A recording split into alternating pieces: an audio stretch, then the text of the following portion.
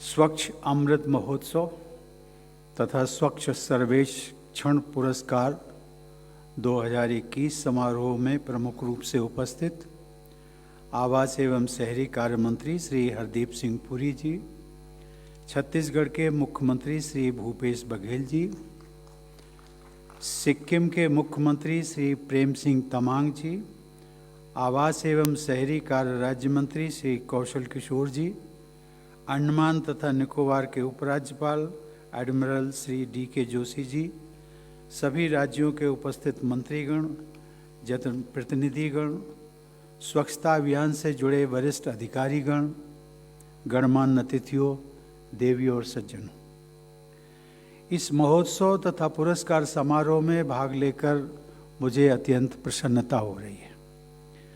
सबसे पहले मैं इस वर्ष के पुरस्कार विजेताओं को हार्दिक बधाई देता हूँ। इन पुरस्कारों के माध्यम से विभिन्न मापदंडों पर स्वच्छता से जुड़े प्रयासों का प्रतिवर्ष ठोस आकलन हो रहा है। मुझे बताया गया है कि आज के स्वच्छता पुरस्कारों का निर्णय 5 करोड़ से अधिक देशवासियों का फीडबैक लेकर किया गया। इतनी व्यापक जन भागीदारी के आधार पर तय किए गए स्वच्छ सर्वेक्षण पुरस्कार समारोह के आयोजन के लिए मैं आवास एवं शहरी कार्य मंत्री श्री हरदीप सिंह पुरी और उनकी पूरी टीम की सराहना करता हूँ। अपने अपने राज्य और संघ राज्य क्षेत्र में स्वच्छता अभियान को विशेष रूप से प्रोत्साहित करने के लिए मैं मंच पर आसीन मुख्यमंत्रियों और उपराज्यपाल की भी प्रशंसा करता हूँ।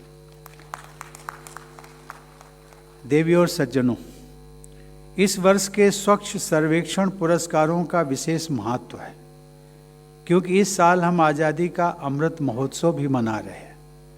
हमारी आज़ादी की लड़ाई के महानायक राष्ट्रपिता महात्मा गांधी उल्लेख किया करते थे, cleanliness is next to godliness. इस तरह गांधी जी के अनुसार स्वच्छता सर्वोच्च प्राथमिकता होनी चाहिए। गांधी जी की इसी प्राथमिकता को प्रधानमंत्री श्री नरेंद्र मोदी जी ने स्वच्छ भारत मिशन के माध्यम से एक जन आंदोलन के रूप में आगे बढ़ाया। देश को पूर्णतः स्वच्छ और निर्मल बनाने के प्रयास हमारे स्वतंत्रता सेनानियों के प्रति सच्ची श्रद्धांजलि है। मुझे यह जानकर प्रसन्नता हुई कि 35 राज्य व संघ राज्य क्षेत्र तथा लगभग सभी शहरी क्षेत्र खुले में शौच से मुक्त घोषित किए जा चुके हैं। समुचित व पर्याप्त वेस्ट वाटर के ट्रीटमेंट की व्यवस्था के आधार पर 9 शहरी क्षेत्रों को वाटर प्लस प्रमाणित किया जा चुका है। मैं आशा करता हूं कि इस क्षेत्र में शीघ्र ही उल्लेखनीय प्रगति प्राप्त की जा सकेगी। स्वच्छ भारत अभियान की सबसे बड़ी सफलता है देशवासियों की सोच में बदलाव। आज हम ये देखते हैं कि ये बदलाव बहुत व्यापक स्तर पर हुआ है और धीरे धीरे परिवारों तक पहुंच गया है। अब तो बहुत से परिवारों में छोटे बच्चे भी परिवार के बड़े लोगों को गंदगी फैलाने से रोकते हैं, उन्हें कोई भी चीज़ सड़क पर या घर के बाहर फेंकने से टोकते हैं। ऐसे बदलाव के लिए मैं सभी देशवासियों को बधाई देता हूँ।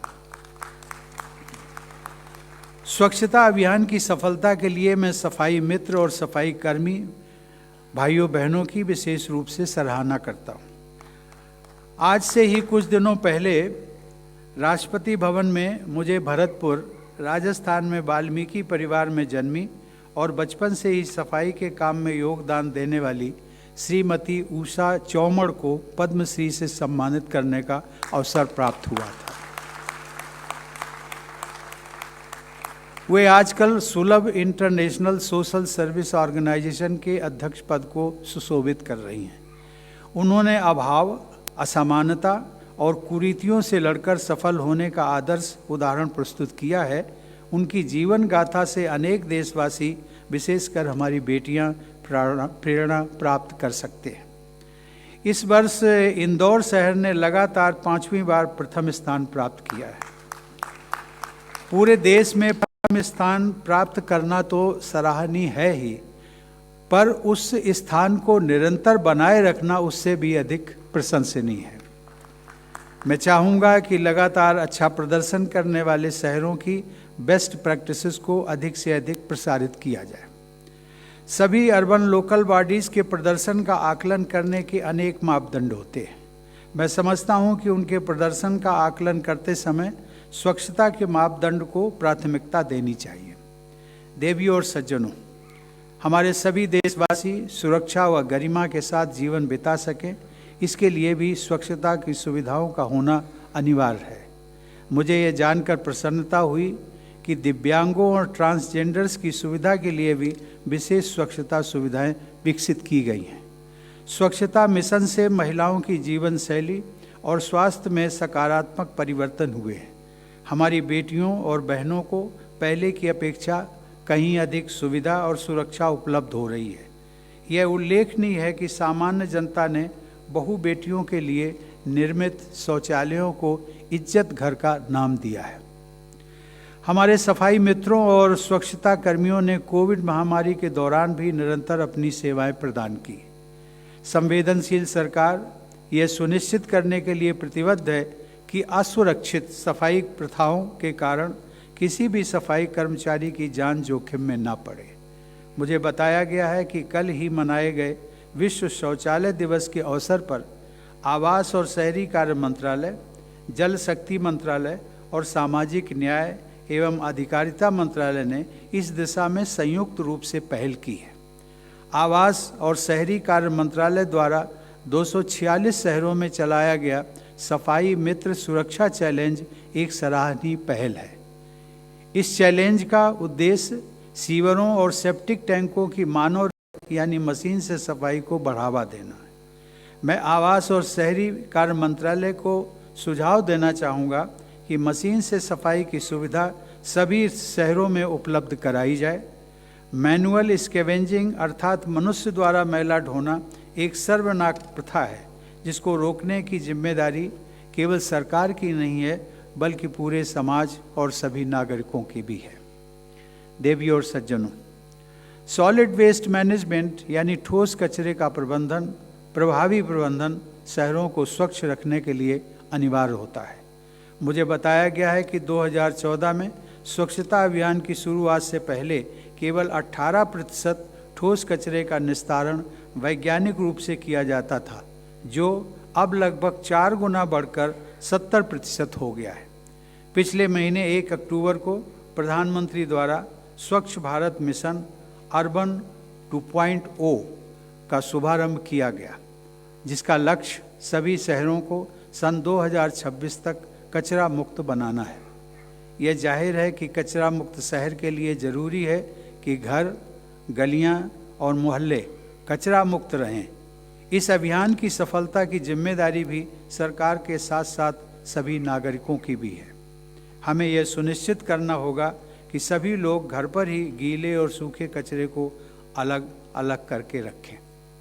प्रायः देखने में आता है कि स्वच्छता हमारे देशवासियों के स्वभाव का हिस्सा है। लोग स्वच्छ रहना चाहते हैं। यह हमें त्योहारों के दौरान विशेष रूप से देखने को मिलता है कि सभी लोग उत्साह के साथ साफ सफाई करते हैं।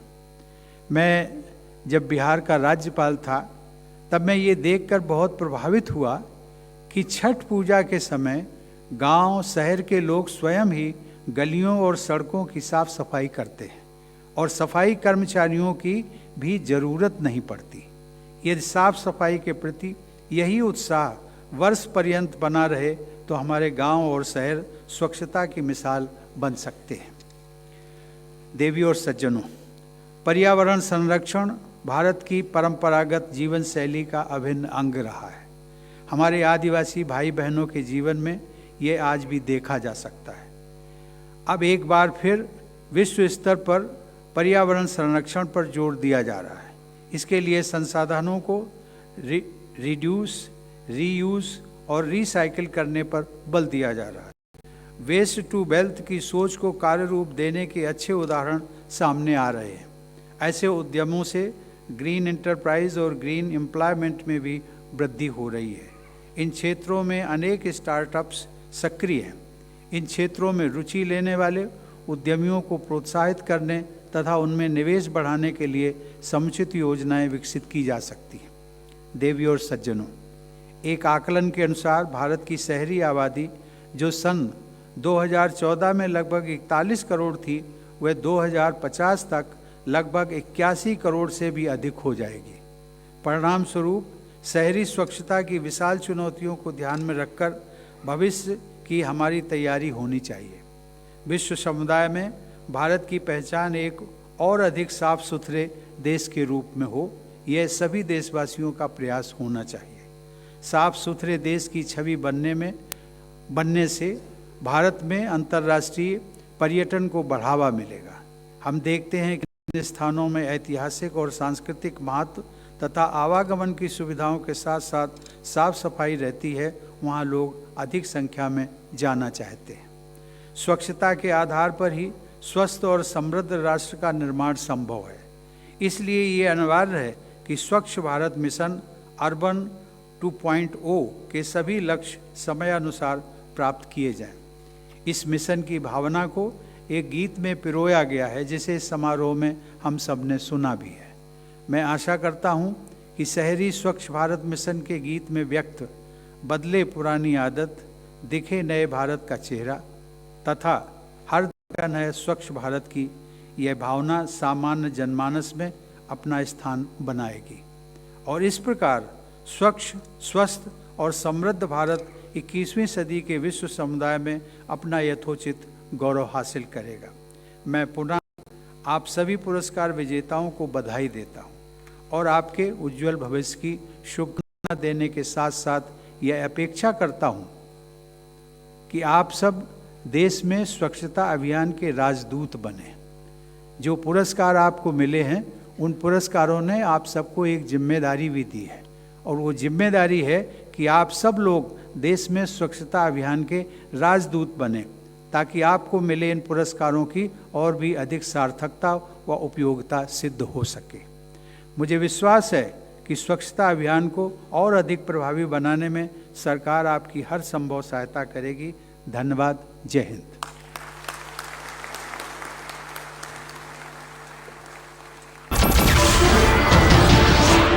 नमस्कार, मैं हूं मानक गुप्ता। अगर आपको हमारा ये वीडियो पसंद आया हो तो इसे लाइक और शेयर जरूर करें और हां, हमें सब्सक्राइब और फॉलो करना ना भूलें ताकि आप देश और दुनिया की कोई खबर मिस ना करें। तो जुड़े रहिए हमारे साथ और देखते रहिए न्यूज़ 24।